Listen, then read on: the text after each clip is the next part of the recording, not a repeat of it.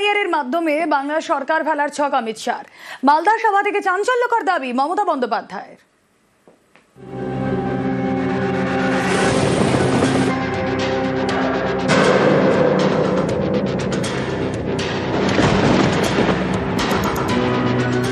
ফেব্রুয়ারি মাসে election declare হবে, তাই চালাকি করে 3 মাস আগে এটা করেছে। এটা অমিত শাহ করেছে, হোম মিনিস্টার, যাতে আইদার ইলেকশন বন্ধ করে দাও এসআইআর না মানলে, গভর্নমেন্ট ফেলে দাও, আর তা না হলে এসআইআর করে দাও। আমরা রুখে নেব, আমরা লড়ে নেব, আমরা অধিকার আদায় করে ছাড়বো। বাংলাকে দমানো যায় না। ভোটের আগে ভোটার তালিকার নিবিড় সংশোধন বা এসআইআর ঘিরে গরম বাংলার রাজনীতি। বুধবার মালদার গাজলের সভা থেকে এসআইআর নিয়ে সুর চড়ালেন মমতা বন্দ্যোপাধ্যায়, তুললেন ষড়যন্ত্রের অভিযোগ, নিশানা করলেন কেন্দ্রীয় স্বরাষ্ট্রমন্ত্রী অমিত শাহকে।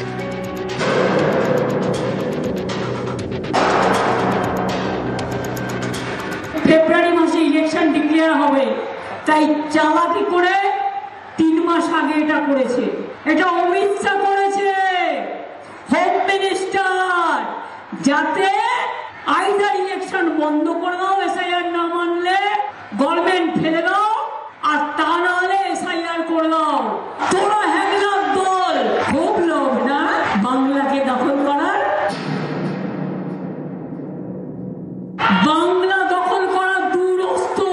এসআইআর করে তোমরা নিজেদের কবর খুঁড়েছো। বিহার আলাদা, বাংলা আলাদা। বিহার তুমি দখল করেছো, বাংলা দখল করা সম্ভব নয়।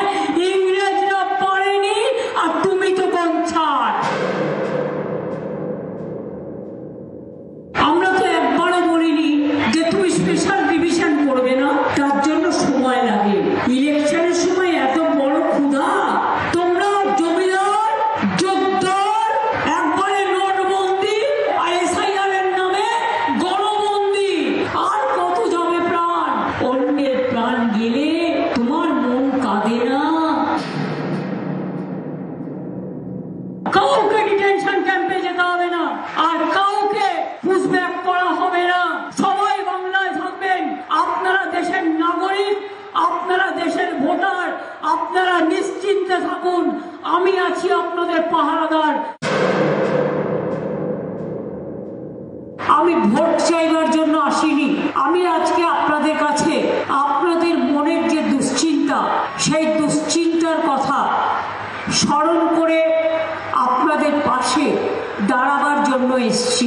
আপনারা নিশ্চিন্তে থাকুন, ভয় পাবেন না, ভীত হবেন না, নিশ্চিন্তে থাকুন।